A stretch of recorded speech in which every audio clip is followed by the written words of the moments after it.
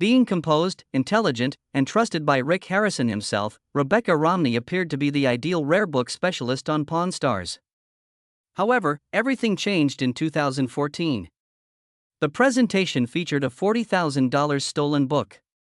The FBI then intervened and asked Rebecca how the stolen books ended up on national television. She abruptly left the show in January 2015 without giving a reason. No formal declaration, no farewell. We're revealing today what actually transpired behind the scenes and the reasons the truth was suppressed for so long. On April 6, 1985, Rebecca Romney was born in Phoenix, Arizona, a warm desert city. Nothing in her life at the time suggested that she had any rare books or manuscripts worth millions of dollars. She even made a joke about old books being dull artifacts for elderly men. She aspired to become a translator or philosopher. She enjoyed serious discussions, languages, and ideas. Matters unrelated to the auction industry she would eventually rule. She thought she would spend her entire life in classrooms when she enrolled in college at the age of 18. She was proficient in 5.5 languages by the age of 22. She studied for 12 hours a day to learn English, French, Japanese, Latin, Ancient Greek, and even some Old English. For a university test, she once translated a Greek papyrus from 300 BC. And did everything flawlessly. Her abilities would eventually help her identify frauds that might have cost collectors millions of dollars, and the professors were horrified. She attended Brigham Young University to study philosophy and classical studies from 2003 to 2007. Rebecca was busy discussing free will in 4-hour courses and deciphering ancient books in their original forms while her classmates were selecting safer majors. She completed extra coursework, achieved a flawless GPA, and received awards for graduating. Comparing Greek fragments of Plato's Republic from the 2nd century was the focus of her thesis. This odd combination of ancient language and philosophy was preparing her for something amazing, but no one realized it at the time. She made a mistake that altered her life in 2007, just after graduating. Rebecca applied at Bauman Rare Books in Philadelphia for what she believed to be a simple management position. However, she discovered she had misread the job posting when she arrived for the interview. She had no knowledge of the rare book specialist for whom it was intended. She nearly left. Rather, she remained, acknowledged her lack of expertise, and was hired nevertheless. They were drawn to her language abilities, and that was sufficient. She handled books worth more than most homes in a matter of months. She was thrust into a world where one mistake could cost her a fortune, including a 1623 Shakespeare folio, a page from the Gutenberg Bible, and the first volumes of Isaac Newton's Principia Mathematica. 3 years later, in 2010, she was elevated to the position of gallery manager in Las Vegas. Her age was 26. She was the youngest senior director in the company's history by 2013, when she was 29 years old. She was in charge of catalogs, auctions, and private sales worth over $10 million annually in that capacity. For a book printed in 1472, one of her clients paid $300,000. She wasn't only skilled at selling, she was also spotting fakes that others couldn't. Rebecca Romney was not discovered by Rick Harrison during a casting call. He was previously acquainted with her. She started working for Bauman Rare Books when they launched a Las Vegas office back in 2007. By 2010, she was in charge of the establishment. When Rick started Gold and Silver Pawns in 1989, there wasn't much of a rare book and antique scene in Vegas. Mutual contacts and a shared fascination with history brought them together at local gatherings. Therefore, Rick didn't ask producers to find an expert when he required someone who actually understood old paper, not just books, but documents, signatures, and handwriting. He grabbed the phone and dialed her number. As a result of the conversation, she made her debut on Pawn Stars in 2011 as a person who was already trusted off-camera rather than as a paid TV personality. After filming, they became friends. Fans were unaware that the composed, bookish expert on film wasn't simply a good fit, even though they went on double dates. She was chosen by hand. She was given a stack of documents from the Civil War when she appeared in front of the camera for the first time in Season 4 on April 4, 2011. One of them was an 1861 Confederate bond worth $5,000, if it was authentic. She looked at the ink, the texture of the paper, and even the printing technique. She revealed a fake signature in less than 10 minutes, reducing the value from $10,000 to a few $100s. The audience was riveted to the screen. As the cameras rolled, she spoke confidently and subtly double-checked things. She wasn't simply another guest expert at the end of the broadcast, she was the book lady and the star of the show. Ratings increased by 15%. From then on, Rebecca was the person the pawn store called whenever they received anything made of paper, books, letters, or historical papers. She made about 30 appearances between 2011 and 2020, with the first 4 years being her busiest. She valued everything from an original broadside of the Declaration of Independence valued at $15,000 to a $2,000 duplicate of a letter sent by Christopher Columbus in 1493. She astounded everyone in 2013 when she verified notes that were discovered to be connected to Edgar Allan Poe and concealed within a book that was believed to be worthless. She even handled documents pertaining to the slave trade in the 19th century and described how to assign value to something so strongly associated with suffering in the past. She was performing about 3/4 of the show's critiques pertaining to the paper by 2014. She had some difficult calls. At one point, she disproved a phony Shakespeare folio that someone thought was worth $10,000. No, it wasn't. It wasn't just her knowledge that set her apart. It was the way she said it. Rebecca never spoke loudly. She never appeared shaken. She might sound like she was casually telling what's for lunch while sharing something shocking, such that a $50,000 book was a part of an 1800s forgery ring. That turned into her thing. She maintained composure and clarity as other experts displayed their excitement. Chum Lee nearly lost his job in 2012 because he purchased a book without doing any research. A signed copy of Charles Lindbergh's 1927 autobiography, We, cost him $500. Subsequently, unintentionally dubbed him Mark Lindbergh. Everyone at the store believed it to be a phony. Rick even threatened to permanently remove Chumley's next day off if the signature didn't match. Once more, Rebecca Romney took over.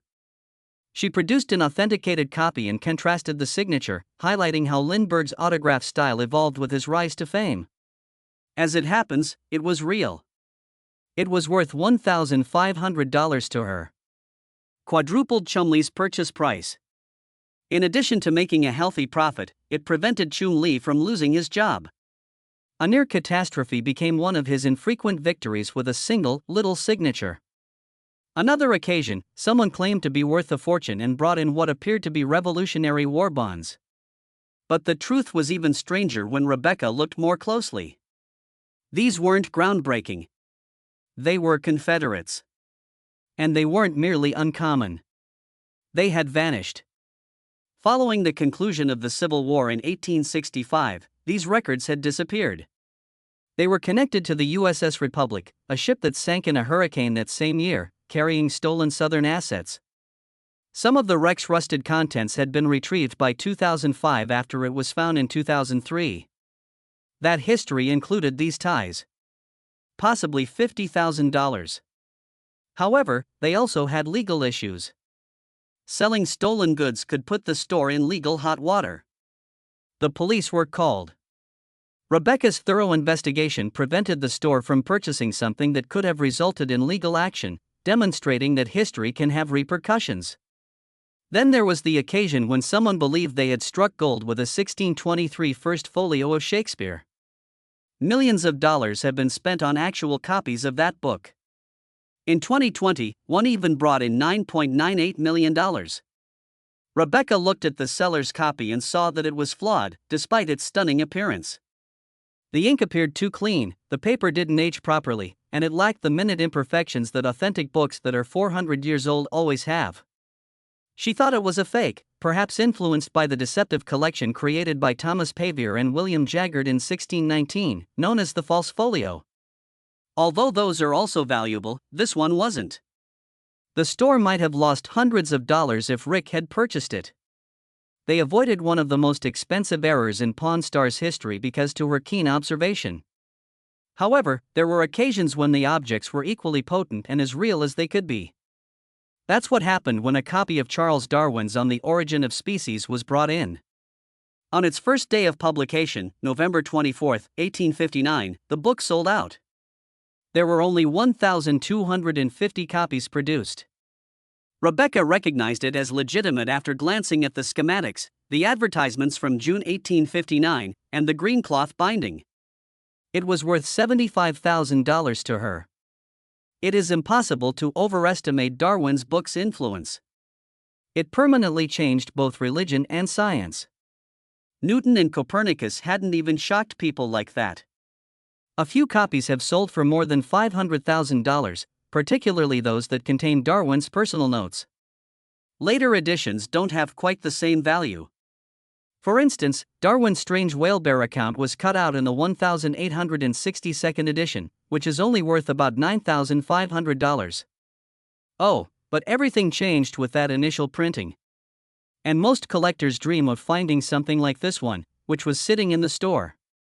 She gained popularity among fans between 2011 and 2015, particularly after she reviewed a first edition of Frankenstein in an episode that sparked heated debates on internet forums.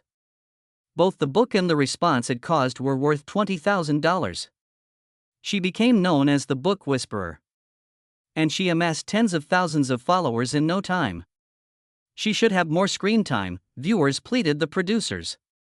A spin-off was even requested by some. Behind the scenes, however, things weren't always flawless. One of the most bizarre and unnerving theories about Pawn Stars was subtly sparked by an episode that aired in 2014. A man entered the pawn shop that dealt in gold and silver. Claims to own a unique Book of Mormon version from 1841. After closely examining it, Rebecca Romney, the show's rare book specialist, determined its approximate value to be $40,000. However, the seller demanded $100,000. Rick Harrison was able to purchase it for just $24,000 after some haggling. At first glance, it appeared to be another excellent bargain for the store. Then, however, things began to fall apart. There were rumors that the book had been taken from the University of Utah Marriott Library. Federal officials reportedly intervened shortly after the episode aired. These tales claim that the FBI took the book and fled the pawn store empty-handed. No charges were made public, and no formal statement was ever released. But Reddit posts and YouTube videos helped the tale take off. Additionally, it was reported that federal authorities questioned Rebecca Romney in late 2014, around the time the FBI allegedly became involved. The agents reportedly wanted to know how historical texts that had been stolen might appear on national television without causing a stir. This was not a unique instance. The FBI had already given back stolen volumes to Sweden's National Library in 2015. Forbes Smiley had already been arrested in 2005 and 2006 for stealing rare maps valued at millions of dollars. Although Romney was never charged with any wrongdoing, several people think the interrogation had a significant impact on her. She was well known for evaluating thousands of dollars worth of books with assurance. Her judgment was now shadowed. January 10, 2015, followed. In what would be her final Pawn Stars appearance, Rebecca Romney evaluated a 1734 pirate book. Rick, as usual, haggled the price down to $400, even though she said it was worth $1,000. She vanished in an instant. There was no farewell after 19 episodes and 4 years on the show. Her absence was not explained by the History Channel. Questions flooded the forums. Had she lost her job? Was the scandal involved? Some even thought that she had left because of a personal tragedy. Others brought up the show's mounting criticism, allegations of phony appraisals, arranged transactions, and internal disputes. Fans, however, saw something strange. Rebecca Romney never deleted Pawn Stars off her LinkedIn profile, despite her disappearance from the show. She continues to identify herself as their specialist in rare books. From 2011 to the present. Some people think it's merely marketing. Some believe it could be a clause in a non-disclosure agreement. In any case, it continues to associate her with a program on which she hasn't made frequent appearances in years. She relocated to Philadelphia in 2016. It was for a promotion, officially. She departed the Las Vegas gallery to take a position as senior director of Bauman Rare Books, where she oversaw catalogs and library purchases. Later, she worked in Brooklyn before relocating to Washington, D.C., where she co-founded a brand new rare book business. Even though her leaving had a completely valid purpose, there were still questions about the timing. Why was the decision made only a few months after the Book of Mormon controversy? Was there more going on behind closed doors, or was it just job advancement? Fans saw her for the first time in 2022. She returned to the crew in Washington, D.C., and evaluated another pirate book in a special episode of Pawn Stars Do America. Her relationship with the team remained unchanged. She made fun of Chun-Li. She told Corey a joke. However, it just added to the confusion surrounding her protracted disappearance. Rebecca Romney married a man who loved literature as much as she did in 2016. J.P. Romney, who writes and studies history. The narrative was rendered extra stranger by the fact that J.P. had a family connection to one of the most well-known figures in American politics. Mitt Romney, who campaigned for president in 2012 and received almost half of the country's votes, was distantly related to him. Rebecca became somewhat associated with a dynasty through this marriage, which included George Romney, the former governor of Michigan. They served from 1963 until 1969. She has never met Mitt Romney, though, in spite of all these connections. Although it was far away, the connection was genuine. Names are more important than relationships. Her notoriety from Pawn Stars was still relatively new at the time. From 2011 until 2015, she appeared on the show, even evaluating a rare map from 1507 that was valued at $1 million. However, the marriage terminated in 2023. J.P. was now her ex-husband, and admirers started to wonder if politics had ever been involved in her path. However, Rebecca maintained that she was solely responsible for her own journey in the rare book industry. After being married, she and J.P. co-wrote a book that surprised everyone.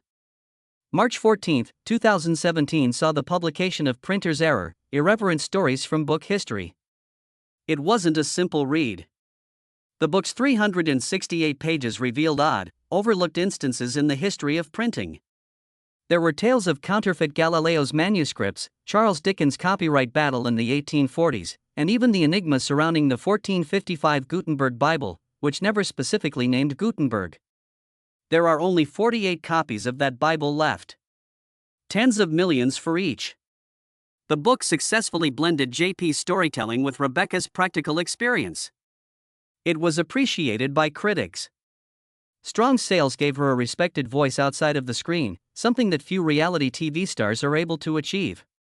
In that same year, J.P. had recently released his own book, The Monster on the Road Is Me, while Rebecca was still well known for her 2013 Pawn Stars appraisal of a $100,000 Shakespeare folio. The project was one of their final public partnerships, but it also represented a creative high point for them both. Rebecca has drawn a clear line despite the public's interest in her marriage and its potential political repercussions. She hardly ever mentions the Romney name. She stated unequivocally in a 2023 interview that she has never even met Mitt. It is very evident how far apart they are on a personal and professional level. Her two children's names and ages are not made public.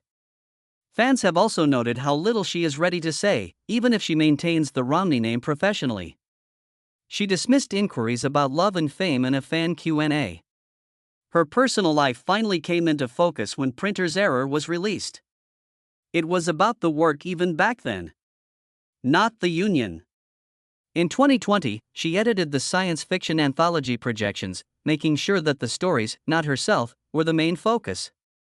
Some people think that by keeping quiet, she is avoiding political ramifications, particularly in a world where rare books might introduce her to collectors from various backgrounds. Not only did Rebecca Romney quit reality TV, but she had a plan. She co-founded Type Punch Matrix, a rare book company in Silver Spring, Maryland, in 2019 after working for Pawn Stars for years. This was no small antique store nestled in a corner. It was a declaration. She and her partner, Brian Cassidy, created a company that defied all expectations in the antique industry. they had more than simply costly inventory. It was audacious. Shakespearean folios, Bible leaves from the Gutenberg press, and titles that weren't simply uncommon but revolutionary. In less than a year, they were selling to high-end customers, moving items valued at hundreds of thousands or even millions of dollars. Additionally, Rebecca distinguished out in a field dominated by older men because she was incisive, outspoken, and not scared to question the rules. Her disobedience, however, began earlier. The Honey and Wax Book Collecting Prize was established in 2017 by her and Heather O'Donnell. Women under 30 who had assembled the most unique and unexpected book collections were awarded $1,000 annually. The cost of the books didn't matter to them. How much they meant mattered to them. In 2023, a tattoo artist's hybrid plant pieces won. In 2024, a national security expert with a military-themed set took first place. Something had caught Rebecca's attention. Although they were reluctant to identify as collectors, women had a strong interest for collecting. That was altered by this reward. With the support of Biblio and Christie's, it provided them with recognition, self-assurance, and a legitimate position in the rare book industry. It has inspired innumerable women and recognized 9 by 2025. Another change occurred in the same year. On February 18, Rebecca published Jane Austen's Bookshelf, which was more than just a book. It was a thunderbolt of literature. It plunged into what she dubbed the Great Forgetfulness, the erasure of Austen's world's female writers from history. Anne Radcliffe, Charlotte Smith, and Frances Burney. In the past, these women had thousands of print runs and were best-selling names. The majority of their work is currently out of print. Rebecca's investigation revealed that, compared to 40% of novels written by men in the 18th century, just 15% of novels written by women have survived to this day. She presented the evidence, book by book and number by number, rather than merely naming the issue. Readers paid attention. The New York Times described it as bold and incisive. It was exciting, according to the Washington Post. The Guardian described it as energetic and instinctive. It sold more than 20,000 copies in a few weeks. And what most surprised people? Rebecca acknowledged that the majority of the ladies she was writing about were unknown to her. Not even when she worked as a rare book dealer or while pursuing her degree. Although Austen had read Charlotte Lennox and Maria Edgeworth, she had never done so. She had read the men, Richardson, and Fielding. She was struck with that realization. These voices had been subtly silenced throughout her entire schooling. How many other people would have missed it if she hadn't noticed it? So she began to gather. She started looking for original copies written by the women who influenced Austen in 2015. Evelina by Frances Burney, 1728. The Mysteries of Udolpho by Radcliffe, published in 1794. Emmeline by Charlotte Smith, 1788. It was difficult to locate these. Because they were written by women, many were misinterpreted or passed off as sentimental or frivolous. She scoured through estates, flew to auctions, and once fought buyers for a copy of Charlotte Lennox's Female Quixote from 1759. Her collection had expanded to more than 50 rare volumes by 2025, all of which were resurrections. She did more than merely gather. Those books were her proof. She kept note of how many survived, how many were printed, and how critics responded to them. She discovered that the likelihood of women's literature being preserved, republished, or taught in schools was significantly lower. Radcliffe's work was excluded from the canon, despite the fact that she served as an inspiration to Poe, Shelley, and the entire Gothic tradition. In the 18th century, Frances Burney sold 3,000 copies, but vanished by 1850. Additionally, Wordsworth's career was influenced by Charlotte Smith's poetry, but she eventually fell into near obscurity. Rebecca demonstrated that sexism wasn't limited to reviews by using these tendencies. It was ingrained in literature's ability to endure. The narrative of Rebecca Romney doesn't start in an old library. It starts beneath the neon lights of a pawn shop in Las Vegas, where she made her broadcast debut as an expert on rare books. However, she managed to get into the most exclusive circles of American bibliophilia despite her odd origins. The Grolier Club in New York is one of them. It is the oldest and most prestigious book collectors association in the nation, having been established in 1884. Only 825 individuals worldwide are eligible to identify as members. However, Rebecca will be visiting in May 2025 to give a talk called Jane Austen's Bookshelf, Collecting as Investigation. That conversation started in 2023 when she happened upon a Victorian version of Frances Burney Evelina. Everything changed because of that book. It steered her in the direction of identifying the women who influenced Austen but were largely excluded from the canon. She is narrating more than simply literary history. She is now revising it. She has also been a mainstay of the antiquarian book seminars since 2015. Over 100 aspiring rare book traders come to study from her each year. She informs them that the world of rare books isn't always pure, which is something that most people seldom hear. She discusses the 1930s Thomas J. Wise forgeries candidly. Over 50 phony first editions were involved in the scam, which deceived specialists for decades. She demonstrates how collecting is about discovering rather than merely possessing.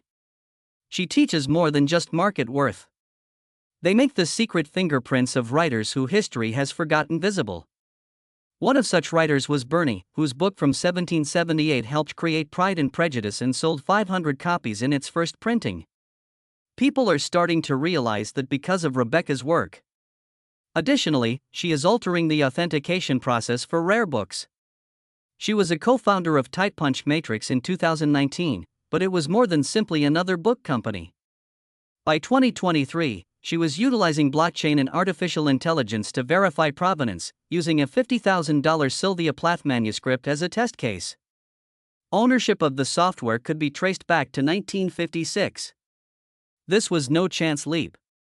It developed from the scams she revealed in her 2017 book Printer's Error, which explored the history of counterfeit books, including the 1840s counterfeit Gutenberg Bibles.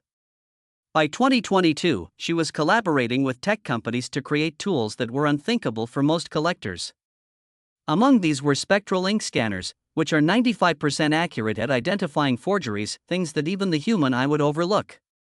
She didn't keep these instruments put away, and in 2024, one of them discovered a counterfeit letter from Columbus from 1493. She invited them to attend her workshops. In just the last year, more than 200 dealers were trained to utilize them. All people had access to techniques that were previously only available at the Smithsonian. She even began developing virtual reality (VR) simulations that let users interact with rare books virtually without ever having to touch the actual ones. It's transformation rather than only preservation. Her aspirations, however, did not end there. She plans to develop TypePunch Matrix into museum consultancy by 2025. Since its modest $100,000 launch in 2019, the business has valued more than 1,000 rare artifacts with a combined market value of over $10 million. Among them was a manuscript from the 16th century that was displayed at the 2023 Boston Book Fair. Another was the record-breaking sale of 2,000 romance novels for $250,000 in 16 hours in 2022, which she assisted the Lilly Library in acquiring. These are declarations rather than merely commercial successes. Getting underrepresented voices into institutional collections is the main emphasis of her current consulting. She assisted in organizing an exhibition in 2024 that highlighted Black writers of the 18th century. There are currently 10 members of her Silver Spring team. Through museum agreements alone, her consultancy strategy might generate $2 million annually if it is successful.